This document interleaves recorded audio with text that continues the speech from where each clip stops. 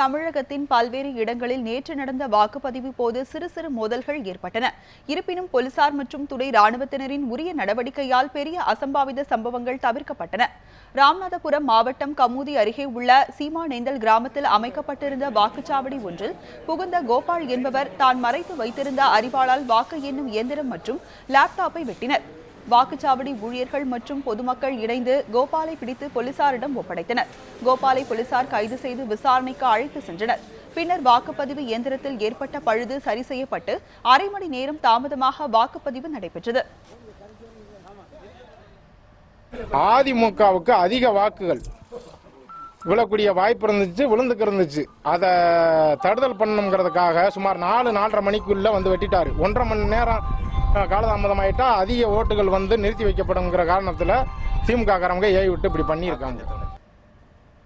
நெல்லை மாவட்டம் கடையநல்லூர் சட்டமன்ற தொகுதியில் எஸ்டிபிஐ கட்சி சார்பில் ஜாஃபர் அலி உஸ்மானி போட்டியிடுகிறார். இவருக்கு பூத் ஏஜென்டாக அப்துல் காதர் என்பவர் முஸ்லிம் பள்ளியில் பணியாற்றியுள்ளார். வாக்குப்பதிவு முடிந்து வெளியே வந்தவரை காவல் ஆய்வாளர் பத்மநாபன் பிள்ளை தாக்கியதாக எஸ்டிபிஐ கட்சியினர் புகார் தெரிவிக்கின்றனர். இதனை கண்டித்து 200க்கும் மேற்பட்டோர் ஊர்வலமாக வந்து காவல் நிலையத்தை முற்றுகையிட்டு காவல் ஆய்வாளரை இடமாற்றம் செய்ய கோரி போராட்டம் நடத்தினர். திருவண்ணாமலை மாவட்டம் ஆரணி அருகே மலையாம்பட்டு கிராமத்தை சேர்ந்த தண்டபாணி மாம்பழ சின்னத்திற்கு வாக்களிக்க மறுத்து பேசியதால் 5 பேர் கொண்ட கும்பல் கம்பி மற்றும் கத்தியால் தாக்கியதில் அவர் படுகாயமடைந்தார். உடனடியாக 108 ஆம்புலன்ஸ் மூலம் ஆரணி அரசு மருத்துவமனையில் தண்டபாணி அனுமதிக்கப்பட்டார். தகவல் அறிந்த போலீசார் வழக்கு பதிவு செய்து விசாரணை செய்து வருகின்றனர். சேலம் வடக்கு தொகுதிக்கு உட்பட்ட 86வது வாக்குச்சாவடியில் பதிவான வாக்குகளில் 2 ஓட்டுகள் வித்தியாசம் வந்ததால் முகவர்கள் கடும் வாக்குவாதத்தில் ஈடுபட்டனர்.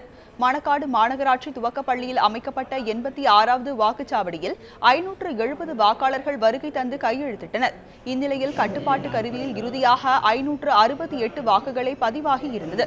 இது தொடர்பாக 2 மணி நேரமாக வாக்குச்சாவடி அலுவலர்கள் மற்றும் முகவர்கள் இடையே கருத்து வேறுபாடு ஏற்பட்டது. இதனையடுத்து தேர்தல் அதிகாரி விஜயபாபு நேரில் வந்து பேச்சுவார்த்தையின் மூலம் தீர்வு ஏற்படுத்தினார். இதனையடுத்து வாக்குப்பதிவு இயந்திரங்களை சீல் வைத்து அதிகாரிகள் எடுத்து சென்றனர். கடைசியில் கவுண்டிங் மதியம் கவுண்டிங்லாம் கரெக்டாக தான் போயிட்டு இருந்தது. கடைசியாக போல் எவ்வளோ ஆயிருக்குன்னு பார்க்கும்போது 568 தான் ஆயிருந்தது. ஆனால் நாங்கள் நோட் பண்ணதில் வந்து 575 நோட் பண்ணோம், ஏஜென்ட் நோட் பண்ணதில். ஸோ அவங்க அந்த ஆஃபீஸர் வந்து நோட் பண்ணதில் வந்து 570. இப்போ ஒரு ரோஸ் கலர் ஸ்லிப் ஒன்று தருவாங்க, அது கொடுத்தா தான் அந்த போலிங் ஓப்பன் பண்ணி விடணும். அந்த டோட்டல் ரோஸ் கலர் ஸ்லிப் எண்ணி பார்க்கும்போது 565 தான் வந்தது. 5 ஓட்டு வந்து ஸ்லிப் வாங்காமல் ஓப்பன் பண்ணியிருக்காங்க. தஞ்சை தொகுதியில் பணம் பட்டுவாடா செய்த புகாரில் அதிமுக மற்றும் திமுக வேட்பாளர்களை தகுதி நீக்கம் செய்ய கோரி தேமுதிக, பாஜக, நாம் தமிழர் கட்சியினர் தேர்தல் நடத்தும் அதிகாரியிடம் தனித்தனியாக கோரிக்கை மனு அளித்துள்ளனர். மேலும் தேமுதிக வேட்பாளர் ஜெயபிரகாஷ் கூட்டணி கட்சிகளின் நிர்வாகிகளுடன் சென்று மாவட்ட தேர்தல் அதிகாரி சுப்பையனிடம் மனு அளித்தார். அதில் தஞ்சையில் வாக்காளர்களுக்கு பணம் பட்டுவாடா செய்துள்ள 2 கட்சி வேட்பாளர்களையும் தகுதி நீக்கம் செய்ய வேண்டும் என வலியுறுத்தியிருந்தார்.